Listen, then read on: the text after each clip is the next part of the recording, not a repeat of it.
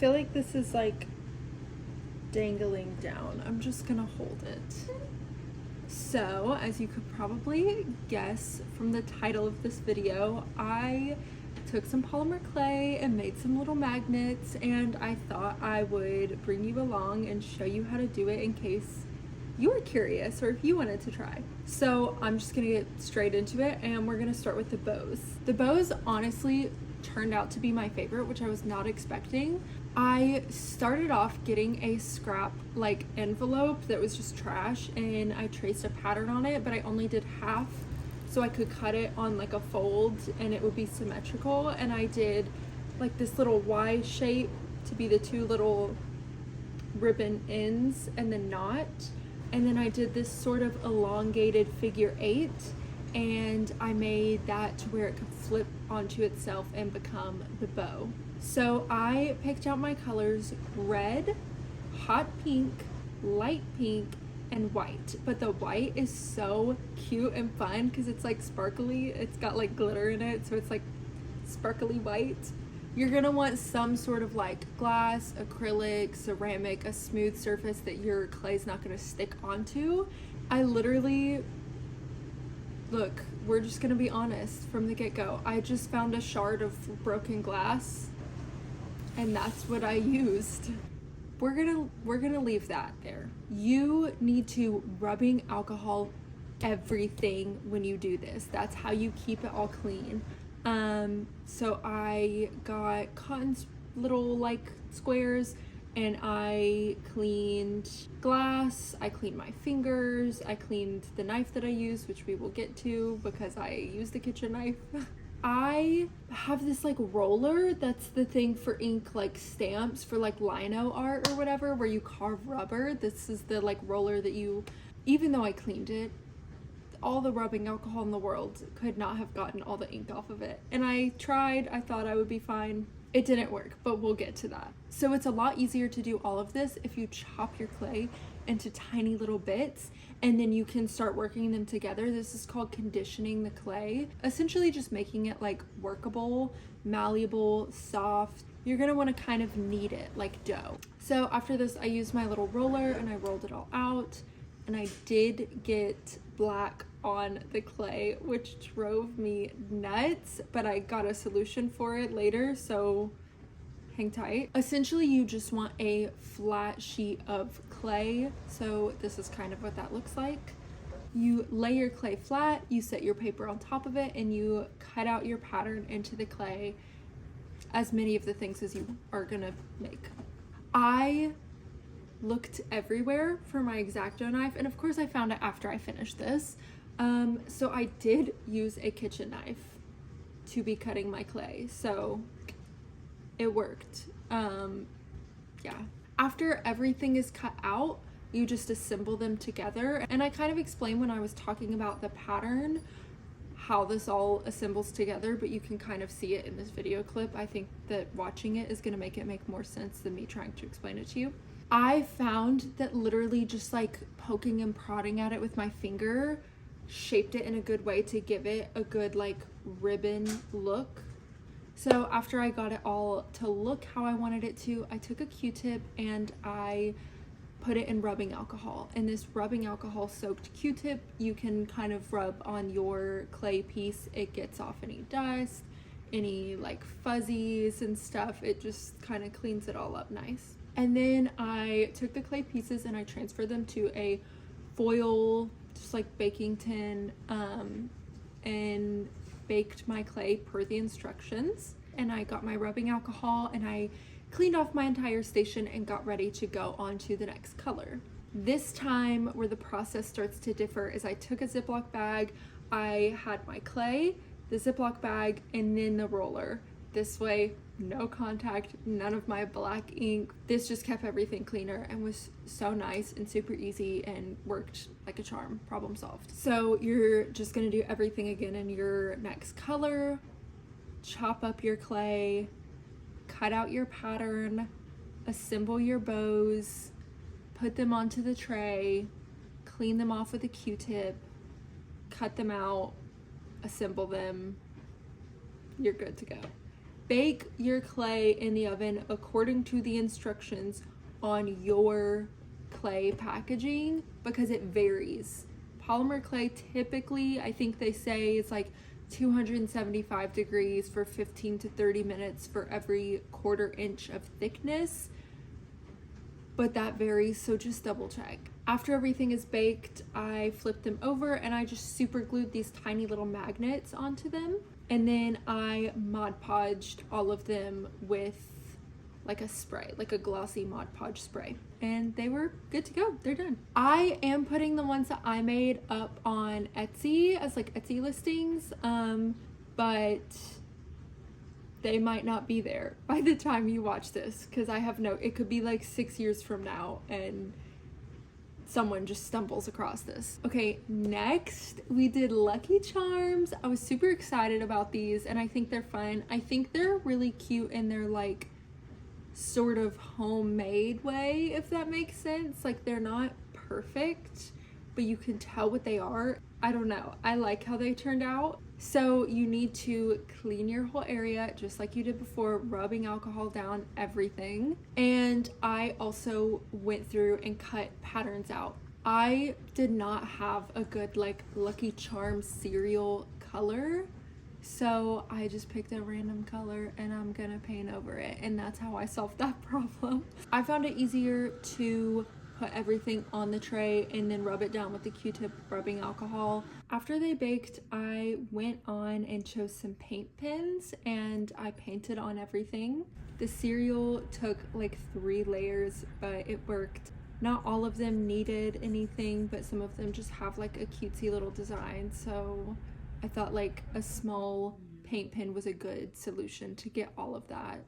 This one again, I just glued the magnets onto the back with a little bit of super glue, sprayed it with Mod Podge, it was good to go. And okay, and then I did like a little under the sea theme for some of them. This is probably going to be the longest part of the video because it's such a variety of like how it came together, but I think that they're so fun and they're like silly, cutesy. So for the shell, the little seashell, I cut out the shape and I kind of indented into it with the knife to add some texture, and I curved it over my fingertip to round it out a little bit. And then I made this tiny little pearl that would be so cute to sit inside of it. For the sand dollar, I took 3 balls and I squished them down to just make kind of more flat circles, and I used a wooden popsicle stick to make sort of the star shape in the very middle of it. And I stuck my knife in and wiggled it around a little bit to put the slits, the little holes that are in sand dollars, and I tapped it on the edges as well to kind of put that texture that's around the parameter of it. The starfish I just cut out as like a little pattern piece, and then I pinched the points of the star to give it a more curved sort of appearance. And then I went in and just honestly poked a bunch of holes in this starfish with my knife. And then I sort of diffused all of it with my Q-tip of rubbing alcohol.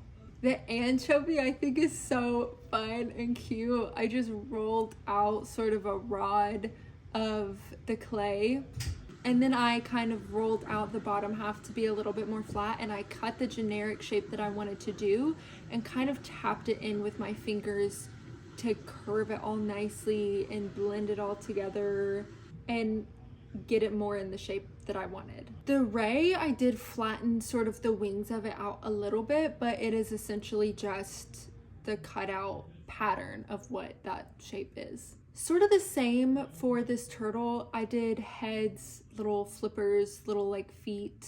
I essentially cut it out and just molded it with my fingers a little bit to be the shape that I wanted. I rolled up a ball of clay and kind of made it more of an oval and then flattened it out some for the shell of it. And then I went to the octopus where I did a little bit of a squished ball for the head, and I just rolled out 4 longer pieces of clay and I laid them over each other in sort of like a plus and then an X to make the 8 tentacles, and I just curved them around with my finger to get them sort of into the shape and position that I wanted them in. The shark was also a rolled out bit of clay, but I shaped it again with my fingers. I kind of put a point to the tail, a little bit of a like peak to it for how its back is gonna be. And then I flattened his head down some as well. The 3 fins that I put on the shark, I essentially just like cut out. After it baked, all of the parts that I was planning on gluing together, I went on and attached all of those pieces to each other. And then I went on to painting them using the same paint pens as I did for the Lucky Charms. The ray, I just put a bunch of white dots all over it, and I think it's so cute. It's honestly one of my favorite ones in this set. The anchovy, I fully painted all of it silver, so it's got sort of this like shine to it. I put a fat gray stripe along the entire top of the fish, and I used a little bit of it for a gill as well. I put a big white dot with a little black dot in the middle of the white dot for an eye, and then I put a blue stripe on the very, very top and a lighter blue stripe sort of down more at the bottom of the gray stripe, but still sort of on the top of the fish, if that makes sense. And then I decided to go back in with the gray, and I thought it would be cute to put a little fin on its side, so I went in and did that. The octopus, I just put 2 black dots because I thought it needed little cartoon eyeballs, and so I did it, and it's so cute. For the seashell, I put a light purple to kind of emphasize the texture. And then I went around all the sides of the top and kind of went into the texture, making sort of scalloped edges to it. And then at the bottom, I kind of went into the 3 corners that go in at the sides in the very bottom center and tweaked it a little bit with some of that dark purple just to emphasize. I also decided to add a white dot to the pearl to make it sort of like shiny, reflective. I just thought it was cute. And then the turtle. This one's a little bit more difficult, I feel, to just explain, but hopefully seeing the video clips with it, it all makes sense. I did a circle around sort of the perimeter of the shell, and then I added some horizontal lines down its back. From those lines, I curved up and down outwards. It almost makes sort of an M shape, and then I attached the sort of edge of the curved line to the edge of the little horizontal line of the one on top of it, if that makes sense. And so they kind of box out. I kind of take from where the points of them are and pull them all down to the edges. And then I went around the sides of the shell and just added stripes to it. And then I also put 2 black dots on the turtle. I also gave the turtle cartoon eyes. This one was the same deal, glue on the magnets, and then I had sprayed it all with a Mod Podge for sort of a sealant and a glossy finish. And then I moved on to the floral frames again, cleaning my work surface. From the sheet of clay, I used the cap of a bigger paint pen, and I just stamped out circles of however many circles I wanted. I took the bottom of the paint pen from which the cap I used, and I stamped on top of what I had cut out, and it kind of was able to pucker the edges out over it. I used that as sort of a picture frame-esque look to it. I went on and baked them like that, and then I did sort of the outside of it, the part that's sticking up, with a more bronzy gold of a metallic paint pen.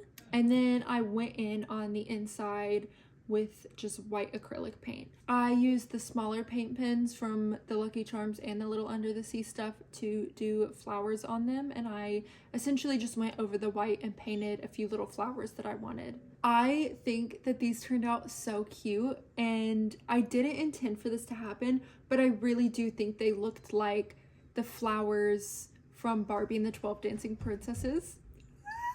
I think that's so fun. Okay, instead of showing you how to paint all of the flowers, I'm going to tell you what flowers I put in them and show them to you and kind of give you my thoughts on how they turned out, because some of them I think are so cute and some of them I'm like, well, okay, the lily I think turned out so cute. I think it looks good. The tulip is probably my favorite. The sunflower I do feel is a little basic, but I also like it. I think it's cute.